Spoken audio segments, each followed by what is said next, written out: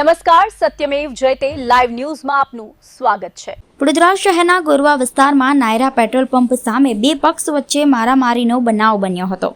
ગોરવા વિસ્તારમાં Naira petrol pump સામે બે પક્ષ વચ્ચે મારામારી થતા થોડા સમય માટે અફરાતફરીનો માહોલ સર્જાયો હતો। પ્રાથમિક માહિતી મુજબ સામાન્ય બાબતે બંને પક્ષ વચ્ચે બોલાચાલી અને માથાકૂટ થઈ હતી અને ત્યારબાદ મામલો ઉગ્ર બનતા મારામારી થઈ હતી। ઘટનાના પગલે સ્થળ પર લોકોના ટોળા એકઠા થઈ ગયા હતા। મારામારીની જાણ 112 કંટ્રોલ રૂમને થતાં ગોરવા પોલીસની ટીમ તાત્કાલિક ઘટના સ્થળે પહોંચી હતી। પોલીસે સ્થળ પર પહોંચીને બંને પક્ષના લોકોને સમજાવી ટોળાને વિખેરી પરિસ્થિતિ કાબૂમાં લેતી હતી। સમગ્ર મામલો ગોરવા પોલીસ સ્ટેશન પહોંચ્યો છે અને પોલીસે ઘટનાની તપાસ હાથ ધરી છે।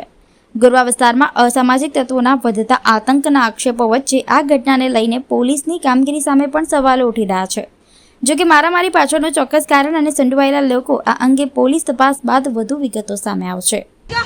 नहीं कुछ लेके गए नहीं लेके गए मेरी मम्मी का भी हाथ फट गया है। કયા કારણસર માર્યો? કઈ ને એક જાતે ગાડા હમાર હતા આ લોકો કેટલા દિવસથી પ્લાનિંગ હતું મારવા માટે नहीं कुछ नहीं वो लोग झूठ बोलते આ લોકો કેટલા દિવસથી હવા બોલે છે બધું આ લોકો नहीं हमारे यहाँ ना आजू बाजू वाले से पूछ लो सबको गाली देता है। आजू बाजू वाले को पूछ लो सबको गाली देता है। आजू पूछे वाले को